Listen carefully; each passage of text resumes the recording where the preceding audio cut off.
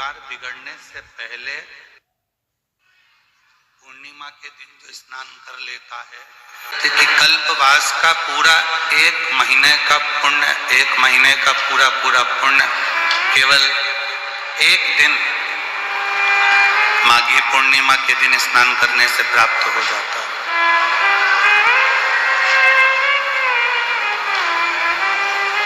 और कितना शिव की करुणा, शिव की दया, आपका विश्वास, आपकी भरोसा, आपकी दृढ़ता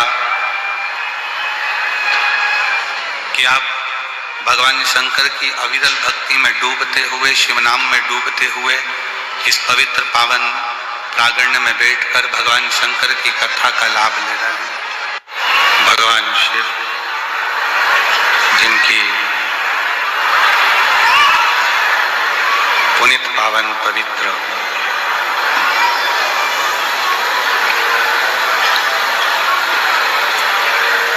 शिव महापुराण की कथा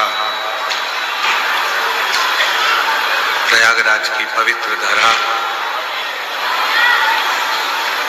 त्रिवेणी का संगम, पवित्र तट, माघ का महीना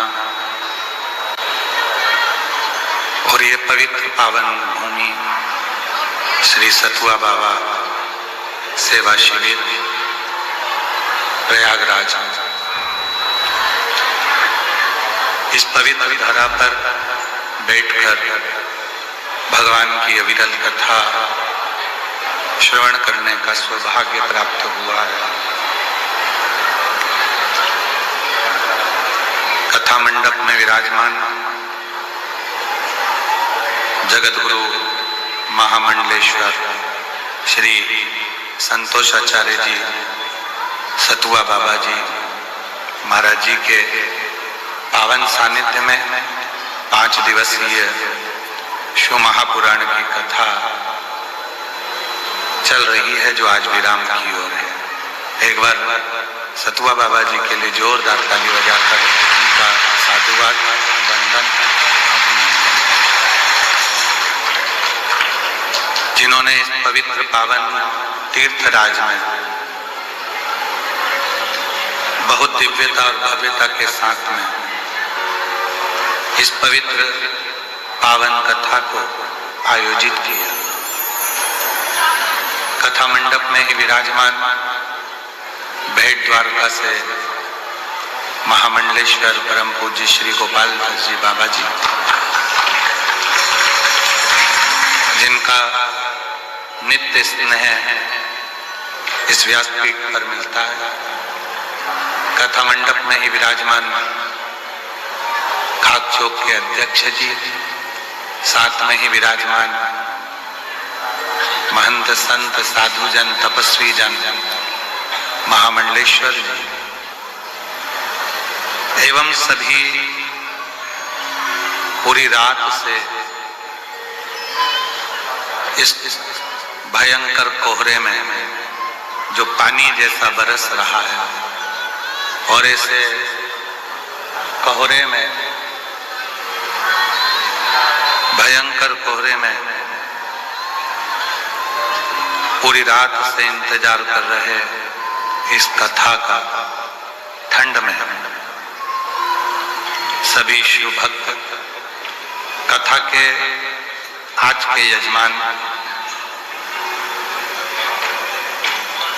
श्री संजय तिवारी जी, श्री शनि देव धाम, श्री मनोज कुमार जी प्रधान जी, श्री बलवंत कुमार जी क्षेत्र पंचायत सदस्य, श्रृंगवेरपुर धाम प्रयागराज से एक बार जोरदार ताली बजाकर सभी यजमान परिवार का स्वागत, वंदन, अभिनंदन, जिन्होंने इस कथा के मुख्य यजमान पद ग्रहण किया एवं अपने जीवन को सार्थक किया।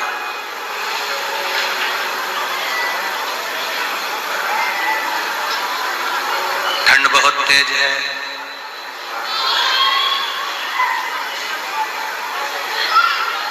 कम्बल ओढ़ के रखो, नहीं तो शरीर बिगड़ जाएगा।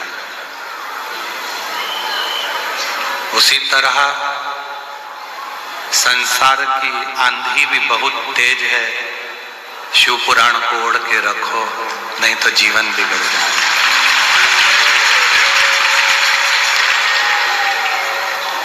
इस जीवन को सुधारने के लिए, इस जीवन को सार्थक बनाने के लिए शिव महापुराण का होना जरूरी है।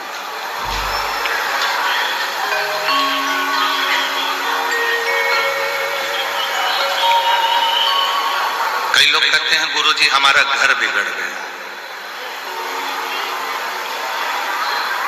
कई लोग कहते हैं गुरुजी हमारा परिवार बिगड़ गया। शिव महापुराण की कथा कहती है घर परिवार बिगड़ने से पहले हमारा आहार बिगड़ता है।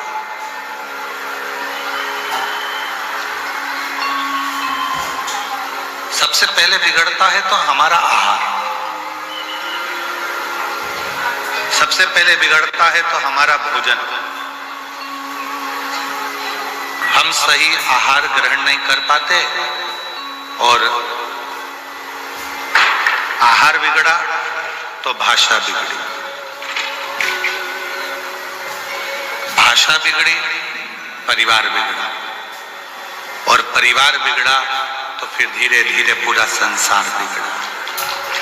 ये पूरा जो समय चक्र है, ये पूरा हमारा भोजन पर निर्भर करता है कि हम कैसा भोजन ग्रहण करते हैं।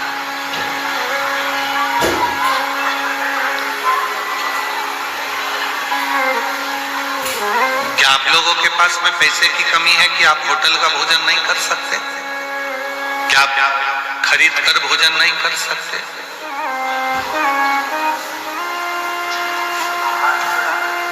पर आप जब किसी मठ मंदिर में जाते हो, संतों के पास जाते हो, साधुओं के पास जाते हो, गुरुजन के पास जाते हो, माघ मेले में आते हो, कुबेरेश्वर बाबा की पवित्र धारा सीहोर में पहुंचते हो, तो सबसे पहला काम तुम ये करते हो कि हमें कुबेरेश्वर धाम की ही खिचड़ी को पाना है, होटल में नहीं भोजन करना।